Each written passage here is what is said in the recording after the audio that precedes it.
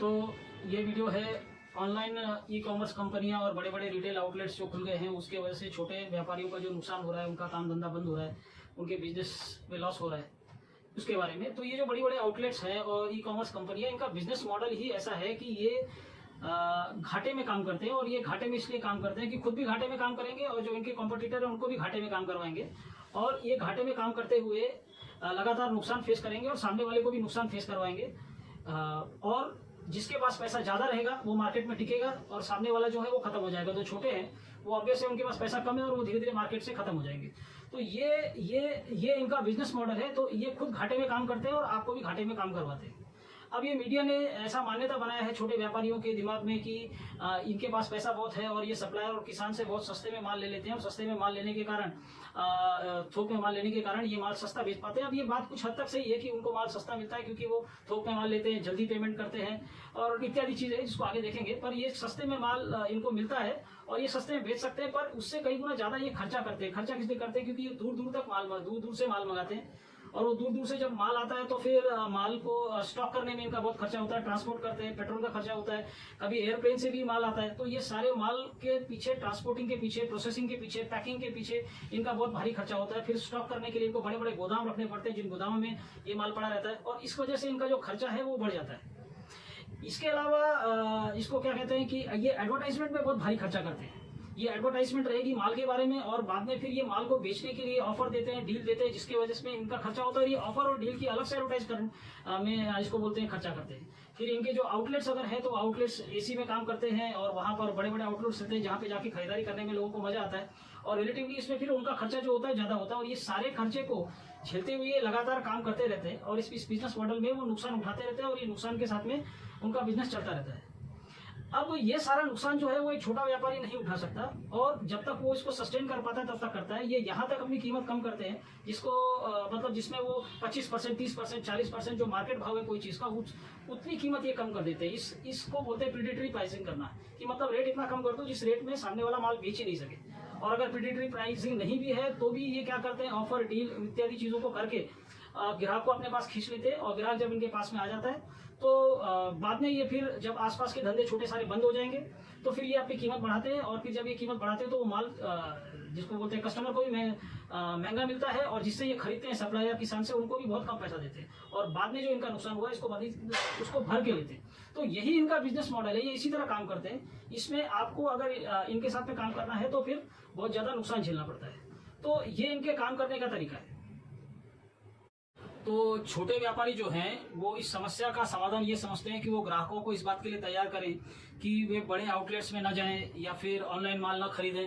पर ये होता हुआ दिख नहीं रहा है। ये प्लान कोई सक्सेस नहीं है क्योंकि उनको इस समस्या की जड़ पता नहीं है। समस्या की जड़ को समझ के इसके जड़ में कुछ कानून है जो सरकार ने बना रखे हैं। ये सारे रिटेल आउटलेट्स और ये जो बड़ी बड़ी ई कॉमर्स कंपनियां हैं ये कोई स्पेशल स्किल या स्पेशल चीज़ अपने पास नहीं रखती है, कोई बहुत खास काम करती हैं, ऐसा कुछ नहीं है। ये सरकार के मदद से, सरकार के कुछ बनाए हुए गलत कानूनों से और उसके अलावा ये कुछ धांधलियाँ करती हैं जिसको सरकार नज़रअंदाज करती है। पूरा राजवर्ग जो है वो इनसे रिश्वत लेकर इस सब को अवॉइड करता है और ये सब करने की वजह से जिसे कहते हैं कि ये पूरा की पूरी धांधली चल रही है। तो बेसिकली ये जो बड़ी कंपनियां हैं इनके पास में क्या एसेट है जिसकी वजह से ये इतना घाटा सहन कर पाती हैं। तो एसेट में सबसे पहले आता है कि ये जो लिस्टेड कंपनियां होती है, लिस्टेड कंपनियां अपने शेयर पर लोन ले सकती हैं। ये जो सुविधा है ये छोटे व्यापारी के पास नहीं है। छोटे व्यापारी जो है वो शेयर पे लोन नहीं ले सकता, तो वो घाटा सहन करने के लिए पैसा मार्केट से नहीं उठा सकता। अब शेयर जो होता है उसकी कीमत कुछ नहीं होती है, वो बैंक के पास आप रख दीजिए और उस पर अगर कल को नुकसान हुआ तो बैंक के पास वो कागज रहेगा और वो कागज की कीमत भी खत्म हो गई तो बैंक नुकसान में जाता है, वो एक अलग बात हो गई। लेकिन इनको उस पर लोन मिलना ही नहीं चाहिए, ये गलत कानून है। और ये एक तरह की बात ऐसी हो गई कि एक बेन जॉनसन के सामने एक टूटी टांग वाले छोटे से बच्चे को दौड़ाया जाए और भी छोटे बच्चे से कहे कि उससे जीत जाए। तो छोटा बच्चा नहीं जीत सकता क्योंकि आपने इसको क्या वो उस लेवल के आदमी के साथ में नहीं दौड़ाया। अब यहाँ पर देखें तो किशोर बयानी ने अपना जो पूरा पेंटालून हो गया, बिग बाजार हो गया, फूड बाजार हो गया, ये पूरा बिजनेस जो है उसको चलाने के लिए अपने शेयर पर लोन लिया और वो शेयर पर लोन लेकर वो अपना एक्सपेंशन करते रहे, घाटे को सहन करते रहे। और बाद में क्या किया कि वो जो पैसा और मिला उससे अपने ही शेयर की वो अपने ही आदमियों से और खरीदवाया और जब वो उन्होंने खरीदा तो बाद में शेयर की कीमत और बढ़ गई और फिर वो बढ़े हुए कीमत पर और लोन लिया और एक्सपेंशन किया, और इस तरह वो बार बार लोन लेकर शेयर पर अपना जिसे करते हैं कि बिजनेस करते रहे, और समय के साथ में जब वो घाटा ही नहीं सहन कर पाए तो फरवरी 2022 में उन्होंने इसे कहते हैं कि अपना जो ग्रोसरी का बिजनेस था वो सारा का सारा मुकेश अंबानी को बेच दिया, और जो कपड़े का पूरा बिजनेस था पेट्रोल इत्यादि वो उठा के आदित्य बिरला ग्रुप को बेच दिया। तो पहले राउंड में ये जो रिटेल व्यापारी हैं ये सस्टेन करते हैं अपने शेयर पर जिसे कहते हैं लोन लेकर, कोई शेयर को लोन लेकर सस्टेन करता है, और कोई विदेशी निवेश जिसका नाम बहुत ज्यादा है उसमें फॉरेन इन्वेस्टमेंट आता है। तो फॉरेन इन्वेस्टमेंट यहाँ तक कि मुकेश अंबानी के जियो प्लेटफॉर्म्स में फेसबुक और गूगल जैसी बड़ी कंपनी ने किया है। डीमार्ट में विदेशी निवेश आता है, मतलब डीमार्ट ने भी अपने शेयर बेचे हैं, लोन लिया है, और ये सारे पैसे से वो भी बिजनेस कर रहा है, पर उसने समय के साथ में अपना घाटा कम किया है। मुकेश अंबानी के रिटेल बिजनेस में जियो और गूगल, फेसबुक और गूगल जैसे कंपनियों ने इन्वेस्टमेंट किया, और ये भारी इन्वेस्टमेंट के साथ में अगर ये डीमार्ट और रिलायंस रिटेल्स इनके साथ में छोटे व्यापारी अगर कम्पीट करने जाएंगे तो कहीं भी टिकने वाले नहीं है। ये उनके सामने घाटा नहीं उठा पाएंगे, और टाइम के साथ में धीरे धीरे वो उनको जिसे कहते हैं कि खा जाएंगे, और उनका बिजनेस जो है वो बंद हो जाएगा। तो ये विदेशी निवेश जो है ये भी सरकारी कानून है, जिसके वजह से ये जो बड़े आउटलेट्स हैं और ई कॉमर्स कंपनियां हैं उनको फायदा होता है। इनके पास इतने पैसे आते हैं कि वो घाटे में भी अपना धंधा चला सकते हैं और एक्सपांशन भी लगातार कर सकते हैं। इसके अलावा कई व्यापारी ऐसे होते हैं कि जिनके पास में अंग्रेजों के टाइम से दी हुई जमीनें होती हैं। जैसे गोदरेज के पास में मुंबई में 3000 एकड़ जमीन है, वो 3000 एकड़ जमीन विक्रोली अंधेरी में है, और ये उनको अंग्रेजों ने दी थी, और तब से लेके अभी तक उनके पास वो जमीन खाली पड़ी है। तो इस जमीन पर, इस तरह की जमीन पर कोई भी लोन ले सकता है। तो लोन लेगा तो फिर उनके पास में इतना पैसा आएगा कि वो इस नुकसान को उठा सकते हैं। अब गोदरेज भी रिटेल व्यापार करते हैं, तो उनके पास में भी इस तरह के पैसे आने के चांस है, और इन पैसे से वो व्यापार कर सकते हैं। जो लास्ट राउंड आता है वो लास्ट राउंड आता है खनिज का। जो बड़े बड़े रिटेल आउटलेट चलाने वाले हैं, जैसे टाटा हो गए, 100 से ज्यादा स्टार्टअप में इनका इन्वेस्टमेंट है, और कई रिटेल बिजनेस में भी है, ऑनलाइन बिजनेस में भी है। मतलब ढूंढना पड़ेगा ऐसा व्यापार जिसमें ये नहीं हो। तो ये सारे बिजनेस में इन्वेस्टमेंट करने के लिए, और स्टार्ट में ये कई बिजनेस जो है वो लगातार घाटे में चलते हैं, और समय के साथ में ही ये प्रॉफिट में आ पाते हैं। तो कई वर्षों तक घाटा उठाने के लिए पैसा आता कहाँ से? तो ये अगर देखें तो ये मुकेश अंबानी हो गए, टाटा हो गए, बिरला हो गए, फिर इसके बाद में गोयंका हो गए, इस तरह के कई ऐसे लोग हैं मतलब जिनका स्पेंसर और ये सारी चीजें चलती हैं, आउटलेट्स, ये सारे का नाम हम लोग देखेंगे डिटेल में आगे। पर ये सारे जो व्यापारी हैं ये खनिज के व्यापारी हैं, बेसिकली खनिज का व्यापार करते हैं, और ये खनिज के व्यापार में इनका बहुत ज्यादा लूट होती है। कमाई तो नहीं कहनी चाहिए कि बहुत ज्यादा लूट होती है, वो इतना ज्यादा लूटते हैं कि उनके पास में इतना पैसा आता है कि कई सालों तक वो अपने ये छोटे मोटे धंधों को घाटे में चला सकते हैं। तो आज अगर किशोर बयानी जो है वो अपने धंधे में मार खाए, तो उन्होंने अपना पूरा धंधा उठा के ऐसे किसी आदमी को बेचा है जो खनिज के धंधे में है, जैसे बिरला ग्रुप और यहाँ पे मुकेश अंबानी। ये दोनों जिसे कहते हैं कि खनिज व्यापारी हैं बेसिकली, और खनिज व्यापारी होने की वजह से ये जो है वो इतना पैसा कमा के इनके पास रखा हुआ है कि ये इनके घाटे के बिजनेस को खरीद भी सकते हैं और कई सालों तक चला भी सकते हैं। अब ये सारे लोग जो हैं, ये सारे लोग इसे कहते हैं कि अगर व्यापार में अपना पैसा लगाकर सामने काम करते रहेंगे तो एक इसे कहते हैं कि छोटे व्यापारी जो है वो उनके सामने कभी टिक नहीं पाएंगे। उनके पास ये पैसे के 4 मुख्य स्रोत होते हैं कि आपका जो लोन है वो शेयर पे आता है, और ये जो है इस सुविधा छोटे व्यापारी के पास नहीं है। एफडीआई जो है वो छोटे व्यापारी को नहीं मिलेगी, और इनके पास इतनी बड़ी बड़ी जमीन रहती है कि इस पर इसको उनको लोन मिलता है, जो कि ये जमीन इन्होंने कोई मेहनत करके कमाई हुई नहीं है, अंग्रेजों की दी हुई है। अगर किसी ने मेहनत करके कोई जमीन कमाई और उस पर वो लोन लेता है तो बात अलग है, पर ये जमीन इनके पास होती है। अब ये जमीन जो है वो जमीन में जमीन की कीमत इतनी ज्यादा क्यों है, इसके पीछे भी सरकार जिम्मेदार है। सरकार खुद ही जमीन की बहुत बड़ी कालाबाजारी करने वाली संस्था है। मतलब अंग्रेजों के जाने के बाद बहुत सारी जमीन सरकार के पास में है, और वो जमीन जो है वो उनको लोगों को किराए पर दे देनी चाहिए, पर वो ऐसा नहीं करके वो सारी जमीन उन्होंने अपने पास रखी है और वो लोगों को नहीं देते। इस वजह से बाजार में जमीन की कीमत बढ़ गई है, और कई कालाबाजारी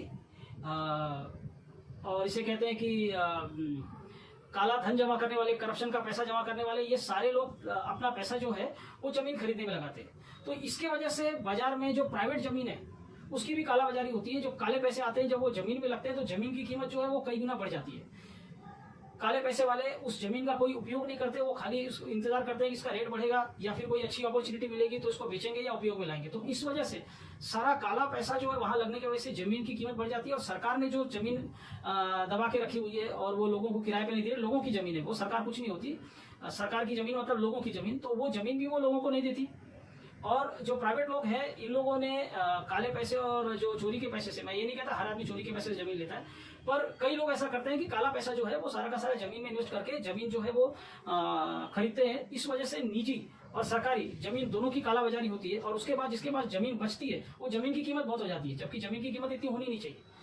तो अब ये जो जमीन बजाज को देखी गए, मुंबई जैसे शहर में 3000 एकड़ जमीन यानी 13 करोड़ स्क्वायर फीट जमीन जो है वो 1940 से अब तक खाली पड़ी हुई है और ये जमीन गोदरेज ग्रुप के पास है।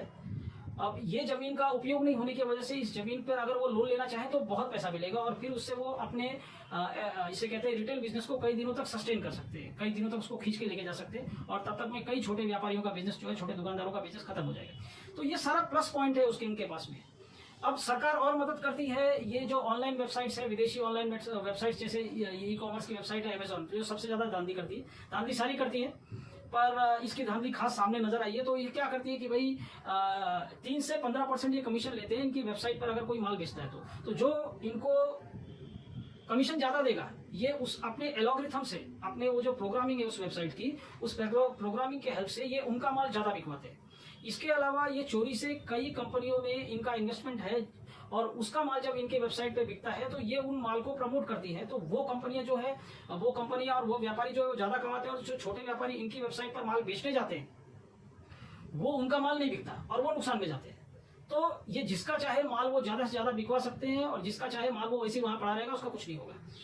तो ये इनकी धांधली है, जिस धांधली को सरकार देख समझ के भी, अब तक इनकी कई कंप्लेंट वगैरह हो चुकी है, कमेटी वगैरह बैठी है, जज के पास केस गया है, पर जज को भी रिश्वत देकर ये जो है वो अपनी चीजों को वो चलाते रहते हैं। फिर ये क्या करते हैं कि कोई अगर अच्छा आइडिया लेकर आया है और उस आइडिया को चोरी करने के लिए उनकी कंपनी में इन्वेस्टमेंट करेंगे और उनका आइडिया, उनका इनोवेशन जो है वो चुरा कर वैसा ही माल तैयार करके अपनी वेबसाइट पर बेचते हैं। ये भी कांड ये करते हैं। तो इस तरह जो है वो इस तरह की कई धांधियां वो करते हैं। वो कस्टमर और कंपनी के बीच में रिलेशन नहीं बनने देना चाहते। जो भी उनके वेबसाइट पर माल बेचता है उनको, उनके जो कस्टमर है उनके बीच में ये कोई तरह का रिलेशन ना हो, इस बात को वो खास ध्यान देते हैं। और उसके बाद में ये कंपलसरी करते हैं कि आपको अगर यहाँ पे माल बेचना है तो उनके जो स्टोरेज के बड़े बड़े संसाधन है, वो स्टोरेज के बड़े बड़े संसाधनों में ही आपको अपना माल रखना है। और जो शिपिंग है, वो शिपिंग भी जो है वो इनके जो संसाधन है उसी से करना है। तो ये लास्ट में धीरे धीरे क्या होता है, कंपलसरी कंडीशंस रखना शुरू करते हैं। अब धांधली की हद तब हो जाती है जो ये सारे उनके जो कंडीशंस हैं, इस कंडीशंस को पार करके भी उनकी वेबसाइट पर आकर कोई सस्ता माल बेचने की कोशिश कर रहा है तो वो उसको ये ब्लॉक कर देते हैं। मतलब वो इस हद तक चले जाएंगे कि अगर आप ये सारी चीजों को, ये सारी धांधलियों को किसी तरह से बाईपास कर रहे हो या उसके बाद भी झेल कर भी आप माल बेचने आ रहे हो तो वो आपको क्या कर देंगे, ब्लॉक कर देंगे। अब उनका ये व्यापारियों का, ऑनलाइन और ऑफलाइन व्यापारियों का जो है वो संघ है, उन्होंने इनकी कंप्लेंट की थी सीसीआई को। अब ये सीसीआई क्या है, कंप्लेंट कमीशन ऑफ इंडिया, जहाँ पे एक सरकारी अधिकारी सरकार ने बैठाया है और वो उसके साथ में 6 लोग रहते हैं। 6 लोगों की कमेटी और एक उनका अध्यक्ष बैठ के इस चीज का ध्यान देते हैं कि व्यापार में किसी की मोनोपोली ना चले और जो है कंपटीशन बना रहे। तो इनके पास जब कंप्लेंट किया और एक पहले इंटरिम रिलीफ मांगी कि भाई कम से कम इनको जो है जो अमेजोन का रिटेल सेक्शन है, रिटेल सेक्शन यानी अमेजोन जो है वो खुद अपना रिटेल सेक्शन भी चलाता है और कुछ कंपनी में, जैसे मैंने पहले बताया कि उनका स्टेक भी है, वहां पर वो उन्होंने अपने पैसे लगाए हुए हैं। तो ये उनको क्या करता है, अपने होलसेल सेक्शन से इसको क्या करेगा, पैसा देगा, मतलब बिजनेस टू बिजनेस माल देगा, सॉरी बिजनेस पैसा नहीं देगा, माल देगा। तो क्या करता है, इनको जो वो माल देगा अपने रिटेल सेक्शन को और जो अपनी कंपनियां हैं उनको उसको जो फीस चार्ज करता है वो फीस कम चार्ज करता है। तो वही माल जब छोटे व्यापारी अपने उनकी वेबसाइट पे बेच रहे हैं तो उनका माल महंगा हो जाता है और उनका माल सस्ता हो जाता है। और ये माल जो है वो इस चीज को, इसे कहते हैं कि अलग अलग भाषाओं में वहां पर जता देते हैं, रेटिंग के नाम पे जता देंगे। तो फिर फ्लिपकार्ट जो है वो एफ एश्योर्ड के नाम से पब्लिक को बता देगा। तो इस तरह के वो जो है वहां पर जिसे कहते हैं कि उसको मार्क कर देंगे, जिसके वजह से लोग जो है वो इनका माल खरीद लेते हैं और जो छोटा व्यापारी है वो मार खाता है।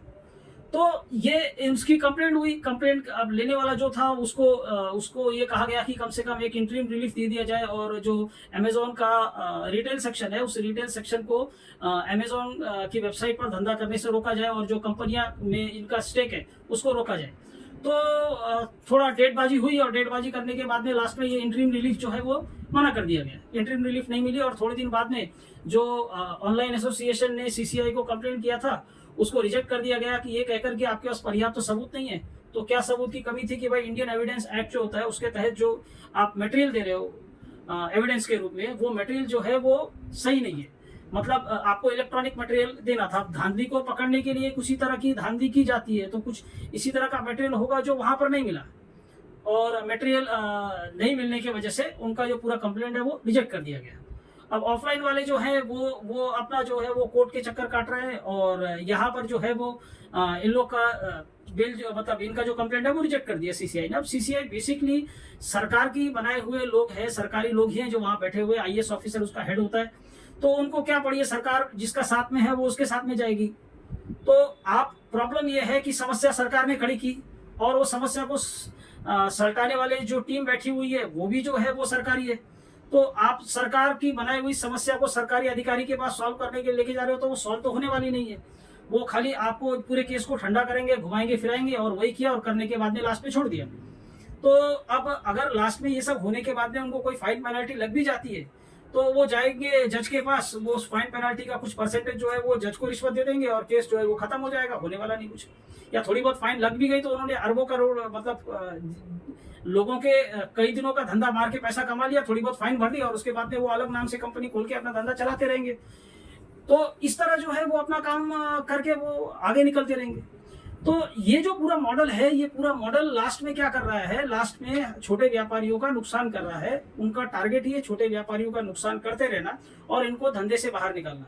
मतलब इनके नुकसान की अगर लिमिट देखें तो इनकी नुकसान की लिमिट यहाँ तक जाती है कि अगर उनको 1 रुपए का धंधा करना है तो वो 2.25 रुपए का खर्च करते हैं। अमेजोन, ये अमेजोन का आंकड़ा है कि 1 रुपए का धंधा करने के लिए 2.25 रुपया खर्चा करो। फ्लिपकार्ट जो है 1 रुपए का धंधा करने के लिए 2 रुपए का खर्चा करता है। स्नैपडील 1 रुपए का धंधा करने के लिए 1 रुपया खर्चा करता है। तो मतलब ये घाटा करते रहेंगे अपना, और साथ साथ में आपका भी करेंगे, क्योंकि इनके पास इतना पैसा है।